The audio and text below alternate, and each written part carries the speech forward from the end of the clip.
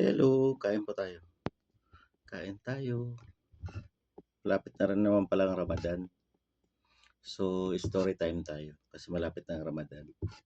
Last year, 2025,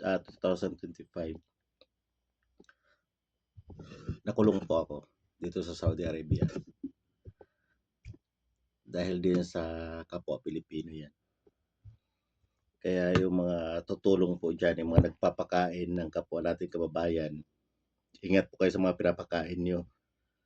Yung mga tinutulungan nyo, pinapakain nyo sa palad nyo.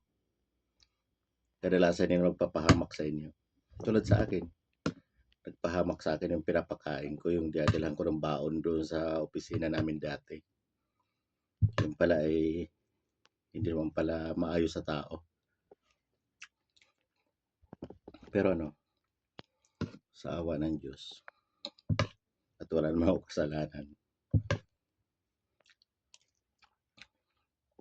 nakakamatay kasi ang inggit. Nakakasira ng pagkatao. At pag naiinggit, magporsige sa buhay. Yun ang advice ko. Pag naiinggit kayo sa kapwa nyo, magporsige kayo. Ganun lang yun. Hindi yung sisiraan nyo yung taong gumagawa ng matino. Dito sa Saudi, mas maganda pa magtiwala sa ibang tao kaysa dito sa mga kababayan. Hindi naman lahat. Pero kadalasan sa mga kababayan, pag naiinggit, sisiraan kayo hanggang karating na sa pulis. Ayun yan yun. Hindi mo maintindihan kung anong gusto nila.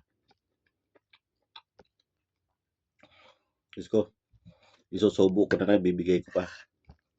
Tapos yun din pala yung magpapakulong sa akin nang walang basihan naman. Alam mo kaso, kaya pinalabas ako sa police station, sa presinto. Kasi wala naman mahanap na kaso talaga eh. Pasalamat siya kasi hindi ako nagkaso pabalik kasi naawa ako. Pero good luck sa kanya ngayon. Alam ko kung ano na nangyari sa buhay niya ngayon. Suspended na ikama niya. Ganun lang yun. Eh kung mag-drop name kasi baka na naman